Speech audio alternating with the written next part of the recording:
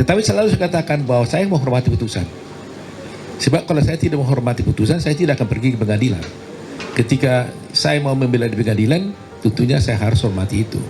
Soal itu menurut kami adalah tidak benar atau tidak, ada jalannya. Jalannya adalah PK. Jalannya adalah PK. Gimana menurut komentar kalian? Kenapa tiba-tiba Jessica Wongso itu dibebaskan secara tiba-tiba? Sedangkan pengacara Pak Otto Hasibuan dan teman-temannya sebenarnya akan mengajukan PK. Apakah? Tetapi suddenly kami menemukan bukti baru. Yang mana bukti itu sebenarnya ada pada waktu itu. Tapi disimpan oleh seseorang, disembunyikan oleh seseorang. Dan sekarang ini saya sudah memaafkan semua yang telah melakukan hal-hal yang buruk kepada saya. Sudah tidak ada kebencian lagi di hati saya.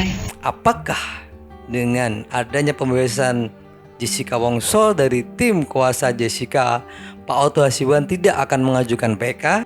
Hey, welcome back to my channel NFBets. Senyumnya gila.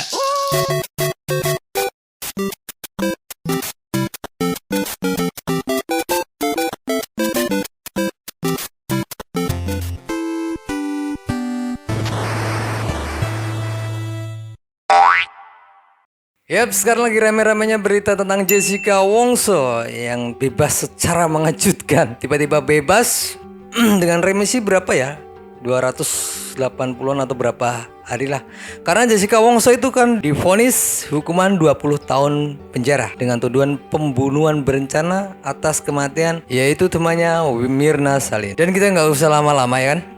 Kita akan melihat konferensi pers dari Bang Otto Hasibuan. Dia adalah pengacara dari Jessica Wongso dengan mengatakan Jessica Wongso telah bebas. Hari ini adalah hari yang berbahagia buat kami, khususnya buat Jessica Wongso. Karena hari ini Tuhan memberikan kesempatan kepada Jessica untuk dapat bebas bersyarat dari lapas Pondok Bambu, yaitu hari ini tanggal 18 bulan 8 tahun 2024. Jadi persis Jessica sudah hampir 8 tahun lebih, 8 tahun setengah menjalani hukuman. Klarifikasi dari jumpa preskon dari Bang Otto Hasibuan dan Jessica Wongso yang mengatakan bahwa hari ini per tanggal 18 Agustus Jessica Wongso telah resmi bebas bersyarat. Dan kita tahu juga ramainya kasus Jessica karena itu kemarin sempat ada film dokumenter yang mengangkat lagi kasus Jessica Wongso dan Mirna Salihin yang bertemakan kopi sianida. Dan lagi-lagi kejadian itu ada di tahun 2016 dan Jessica Wongso telah mendekam dalam penjara yaitu kurun waktu 8 tahunan lebih. Ada apa dengan tahun 2016 dan ada apa dengan angka 8 yaitu 8 tahun mereka di penjara. Seperti kasus 7 terpidana dengan kasus Vina, mereka juga 8 tahun loh. Dan di tahun yang sama tahun 2016. Kebenaran sendiri itu bagaimana? Apakah juga harus kita ikuti juga jalan kebenaran itu dengan berdiam? Atau apakah juga jalan kebenaran itu kata harus kita tompangi untuk bisa mencapai kebenaran sendiri? Nah itulah yang akan kita wujudkan nantinya. Sehingga kalau kita berpikir bahwa kita merasa ada ketidakbenaran di sana, ya kita harus jalankan. Tetapi selalu saya katakan bahwa saya menghormati putusan. Sebab kalau saya tidak menghormati putusan, saya tidak akan pergi ke pengadilan. Ketika saya mau membela di pengadilan, tentunya saya harus hormati itu. Soal itu menurut kami adalah tidak benar atau tidak, ada jalannya. Jalannya adalah PK. Jalannya adalah PK. Dan pengacara Pak Otto Hasibuan mengatakan meskipun Jessica Wongso telah ditetapkan bebas, tetapi jalur hukum PK tetap berlanjut. Ya mau gimana pun tiba-tiba Jessica Wongso itu dibebaskan. Ada apa nih? Ada apa? Atau karena remisi gini atau dengan berkelakuan baik? Kayaknya gimana menurut komentar kalian? Kenapa tiba-tiba Jessica Wongso itu dibebaskan secara tiba-tiba? Sedangkan pengacara Pak Oto Hasibuan dan teman-temannya sebenarnya akan mengajukan PK. Apakah dengan pengajuan PK mereka memenangkan kasus ini dan akan Coba kalian berkomentar deh. Kami memiliki novum untuk perkara ini. Berbeda dengan yang dulu, sekarang ini justru kami menemukan novum bahwa memang novum itu kan begini. Novum ini adalah suatu bukti yang ada pada waktu perkara itu dijalankan, tetapi tidak kami temukan bukti itu pada waktu perkara itu berjalan. Yang mana kalau bukti itu tadinya ada pada waktu itu dan bisa kami sampaikan di pengadilan, maka putusan hakim akan bisa berubah. Nah, ternyata selama perkara ini berjalan sekian tahun, 8 tahun ini, kami tidak pernah menemukan bukti itu. Sehingga tidak ada alasan kuat untuk menyatakan ketidakbenaran itu. Tetapi suddenly kami menemukan bukti baru. Yang mana bukti itu sebenarnya ada pada waktu itu. Tapi disimpan oleh seseorang, disembunyikan oleh seseorang. Sehingga terhilang bukti itu, sehingga putusan itu memberatkan dia.